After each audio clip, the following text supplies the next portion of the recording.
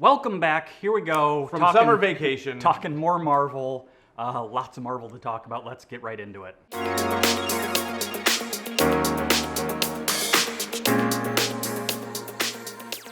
Miss Marvel. Miss Marvel. Miss Marvel, Kamala Marvelous Khan. Miss Marvel. The marvelous Miss Marvel, Kamala Khan.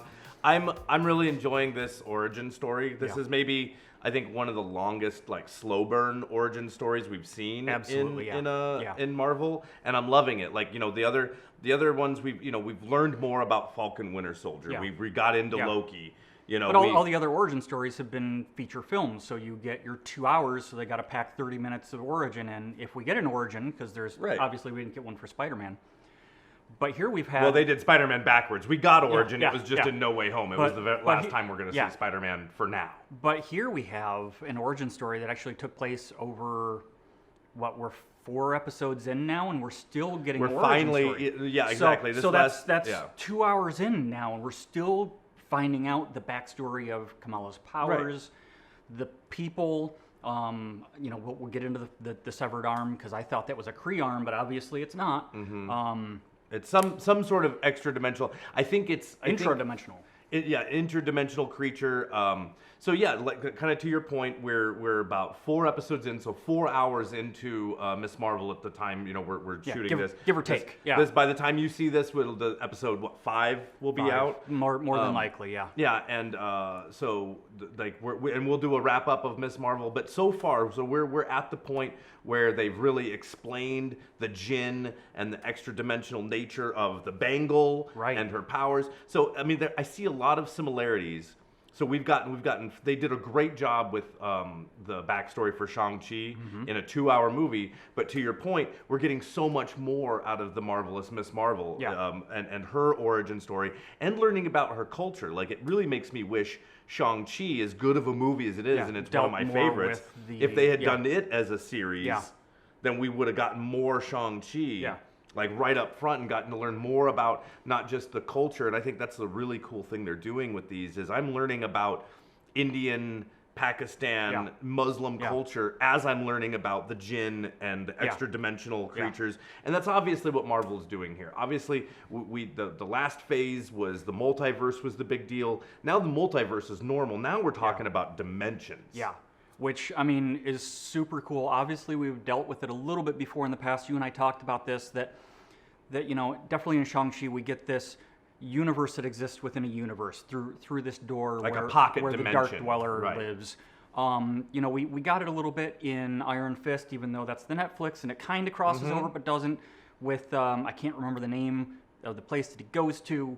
Yes, it's his. I keep wanting to say Kamar-Taj, but that's Doctor Strange. That's Doctor Strange's place. Kamar-Taj kind of exists in its own little pocket, dimension. And we got the mirror dimension, we got the dark dimension. From Doctor Strange, the dark dimension with Dormammu. We were talking. I think Asgard is a pocket dimension that you can only get to via the Rainbow Bridge. But now we get this kind of shadow dimension or light dimension or whatever this place that the quote unquote Jinn. Well, they show us in this last episode, and the dimensions. It's almost the upside down. Right, where they butt up against each other, just like, you know, the Stranger Things, which we'll have to do a Stranger Things thing here once we get through this last episode. Yeah. But yeah, so you know. One of the things I really like about this show is that it's taking its time. Yeah. We have a brand new superhero. There's no need to cram her in and then explain on the back end like we've had to do with so many other superheroes. We're really getting maybe the best backstory since like Iron Man, Captain America, really delving into who they are, where they come from, what the different, you know, things that make her a superhero. Yeah, and she gets to exist in the realm of Scott Lang and Peter Parker, where she is a local hero. We're not dealing, yes, we're going to deal with this weird shadow, you know, ghost dimension, whatever it is, but she is dealing with street level local stuff. She's saving kids falling out of buildings. She's, you know, saving people at a Avengers Con. You know, she is a local, not alien level. Yes, she's going to get there because she's going to be in the Marvels, so we're going to see her tackle some cosmic stuff. But I like that they're keeping this so grounded and that she is a teenager, and she's dealing with teenager crap, and she's dealing with parent stuff and But boy like stuff. you said, And all this like small, we're learning about her as a person, her culture as a culture, and that even if she's from another dimension or another culture than we are, that we're all the same. Yeah. She's worried about this boy, Yeah. and she's got, so many boys. all the boys. Which how many potential suitors does Kamala have? She's as Ryan. Well, his but name's not Brian. It's Brad. But he gets it wrong on purpose, and then her boyfriend who ends up being a djinn. And now there's the red dragon. The red dragon guy. The red dragon guy. So yeah, I mean honestly, so many boys. Honestly, thinking Kamala. about it now and kind of putting it in that perspective, it's funny because this is the second Disney property we get that has a young girl going through this sort of metamorphosis through her early teens, late teens, because. And we didn't do a show on it, but I loved, was it Being Red or Turning Red or? Yeah, Turning Red. I mean, it's very parallel. It's got the ancestor that had the powers and harnessed the powers, and the mother that's disgraced and blah blah. Blah. Almost could be exactly the same thing. So I'm going to go back and watch that and figure out where this show is ending up. I've just been watching Turning Red. There's going to be a boy band that comes and helps Kamala Khan defeat the Jinn. So we talked about all these small things but it is tied to this larger universe. Oh, yeah. And I think that, and we talked about it, I think Thor Love and Thunder is going to cross into this realm with Gore the God Killer and the Hercules cameo we're about to have. So these are pocket dimensions. Basically anything outside the wider white Christian world, right. I guess in Marvel Cinematic Universe is a dimension. Right. Because Shang-Chi's in a dimension. Any other culture is from another dimension. And I think that's they did it kind of in Eternals too, where we get Athena and all those. And I mean, the MCU probably won't do it just because white Christian Americans will lose their ever-loving mind if it happens. Well, they are. Same thing as Moon Knight. But I mean, Jesus exists in the Marvel comic book universe. Right. Well, so do a bunch of other gods. But which kind of they allude to in this show when they say, well, if Thor landed on the mountain in India, they'd call him a Jinn too. So exactly. It's all perspective. It's right. But to quote the other show we're going to talk about, it's a certain point of view. Right. But yeah, so we have all these small things, but the bigger things we're tied to is this interdimensional battle between the Jinn and these I think I can't remember what they call them, but these warriors of the light. Oh, God, what did they call themselves? It was awkward. So we have that, and then we have it was Nightlight. No, that's what they're calling her. That's what they're calling her. That's what they're calling her. But so we have that. We have the Department of Damage Control. It was like the Chosen or something. Yeah. But it was.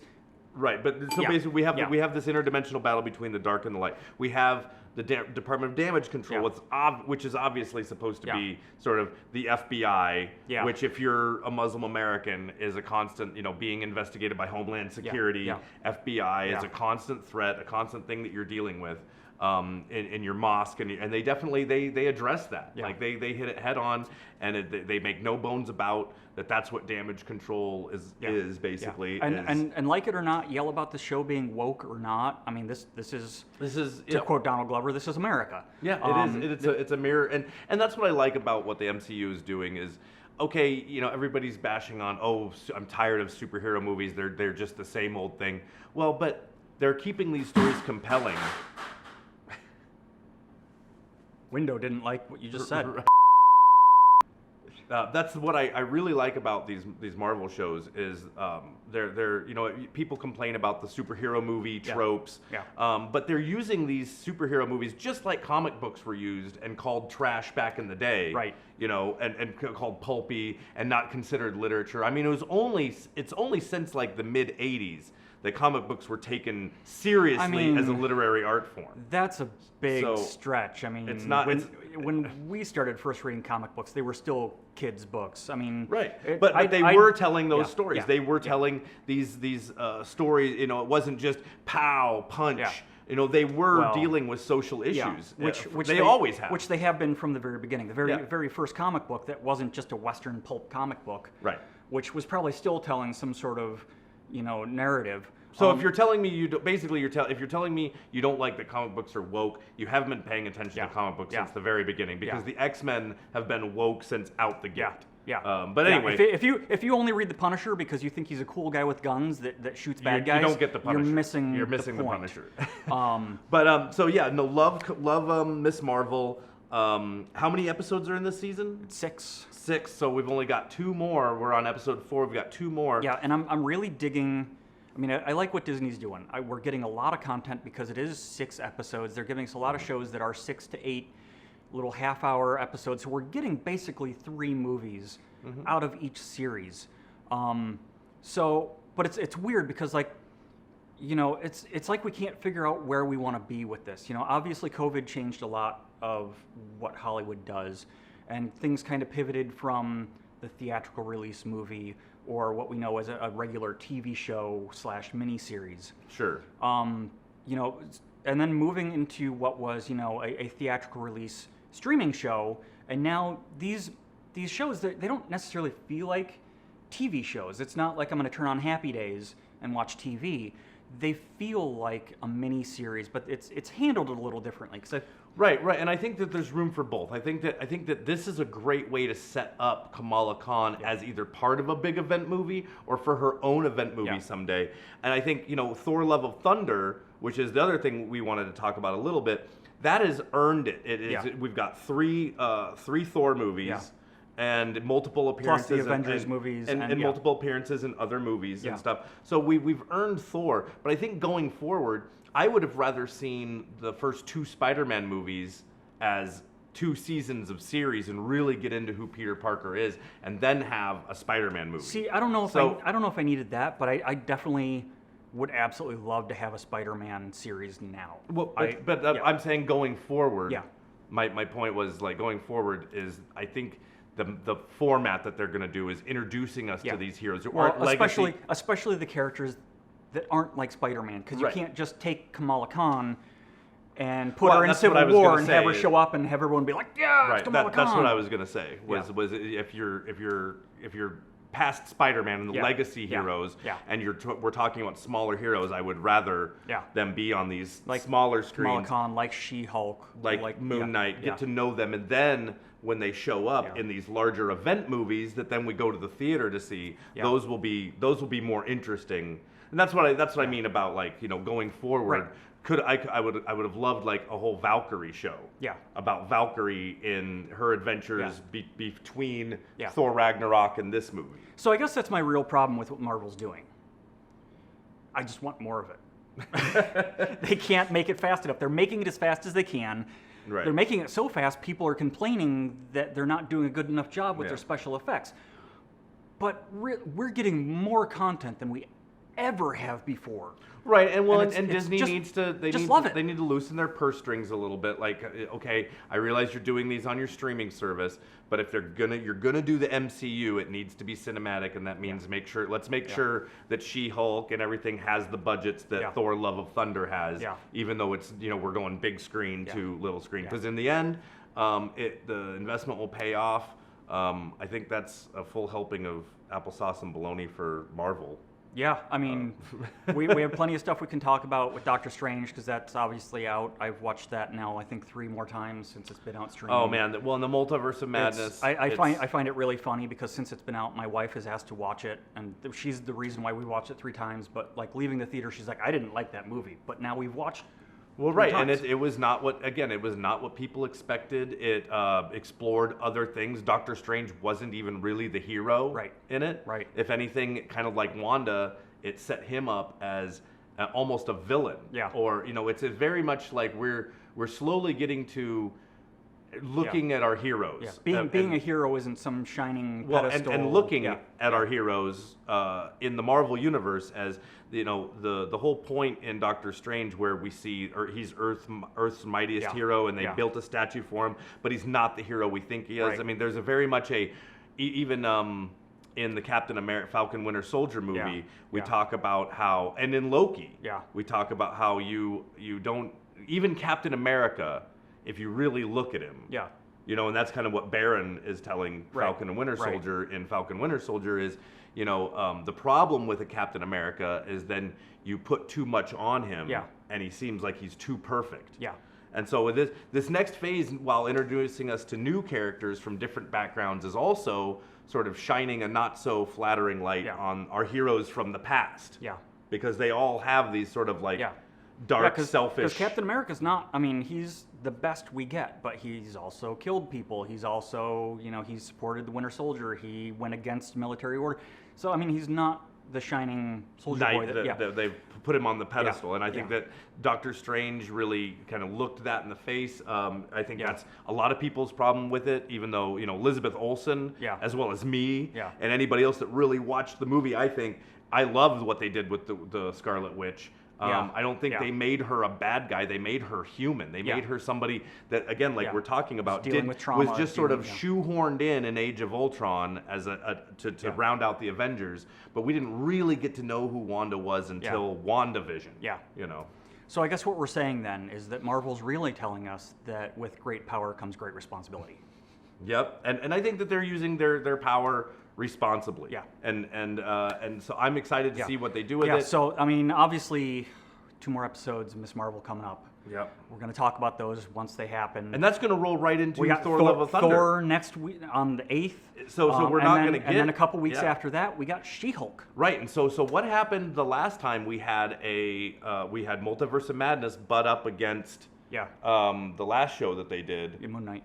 Moon Knight, and there was kind of a little connection with the multiverse and exploring the dimensions Yeah. and letting us know what's going on. I wonder what they're going to do here if they're saving something that we're going to see. Right. You know, and then they did it with Spider-Man Yeah. and the end of Hawkeye. Yeah. Well, I mean, even this show, it's, you know. Where we got Wilson Fisk Yeah. and Matt Murdock. Yeah. So I mean, like, what are we Yeah. going to see Well, here? even this show, I mean, it's making those ties. You know, you mentioned the Eternals earlier. You know, they've mentioned Kingo in this show. We've Mm-hmm. gone to India/Pakistan and seen the symbols on the ground that were very reminiscent of the Asian symbology that we get in Shang-Chi. Well, and in the Thor: Love of Thunder trailer, did I or did I not see a Celestial hanging out when they like blast off in his goats at one point? So I don't know. I'd have to go back and watch that. But I know in Doctor Strange they break through and they go past the Living Tribunal. Right. So I mean, we're peppering in stuff about where Yeah. we're going with this next phase, Yeah. and I'm And like, I'm expecting some bombshells, is what I'm saying. I really think if you went through with a really fine tooth comb, really fine tooth. I mean, this can't be the comb that they're combing the beach in Spaceballs. I'm willing to bet that somewhere a Silver Surfer is flying around somewhere in Doctor Strange. Well, and you know my whole thing about Kang. Yeah. And Yeah. seeing the Fantastic Four jet at the very end of the last episode. Who Reed Richards uses the exact teleportation portals that they use in the TVA, which Mm-hmm. was supplied by He Who Remains. Yeah. It's all connected. all connected. Marvel's doing a great job. Well, that's what I'm saying. I'm expecting some between the end of Miss Marvel and Thor: Love of Thunder. I'm expecting some big bombshells here Yeah. in the next month or so coming from Marvel, kind of cluing us in because they've been real slow burning what the next event movie is. They've just said these are all setup movies for Phase 5. Well, now we're getting to the point. Which we're assuming is Quantumania. Well, just like if we look at the past, if we look at the first Ant-Man and Wasp, Yeah. that the Ant-Man movies have always led cut directly into the event movie and out of. So Yeah. so if we're back to Quantumania, I'm thinking by Quantumania we're gonna know Yeah. what the event movie is going to be. Yeah. You know, Yeah. I think we're getting to the point of He Who Remains Yeah. revealing Well, himself as Kang. And do we see He Who Remains in Thor: Love and Thunder? Are we going to get a Loki in Thor: Love and Thunder? I saw an interview with Chris Hemsworth where they're like, so is it weird making a movie without Tom Hiddleston? He's like, oh, well, you know. Because he's a terrible liar. Because yeah. he's absolutely in it, right? Well, so, and I know they shot stuff with Jeff Goldblum. Yeah. They shot stuff with like pretty much everybody Yeah. who's ever been in a Thor Yeah, movie. yeah. And I know I heard something about them being on the cutting room floor, but we're not going to digress too much into Thor. That'll be coming up next, obviously, because that's the next big But thing. Miss Marvel, check it out. I'm telling you, Moon Knight, Yeah. Miss Marvel have been. I'm excited for where we're going for it. I'm excited to learn more about superheroes I didn't really read. Yeah. So I'm stoked. Yeah, no, I'm totally excited. Little teaser for the next time we talk about Miss Marvel. I haven't heard a lot of people talking about Miss Marvel, and I don't know if it's a sleeper show or if just my algorithm on my social medias just slanted That's off what I'm of saying. Miss Give Marvel. it a chance. Or if Obi-Wan kind of overrode the popular. We're not going to talk about that now. We'll talk about that later. Drop some comments in the bottom. What you think are you liking Miss Marvel? Is it a sleeper show? Is it your favorite thing on TV right now? But until then, we'll talk to you later.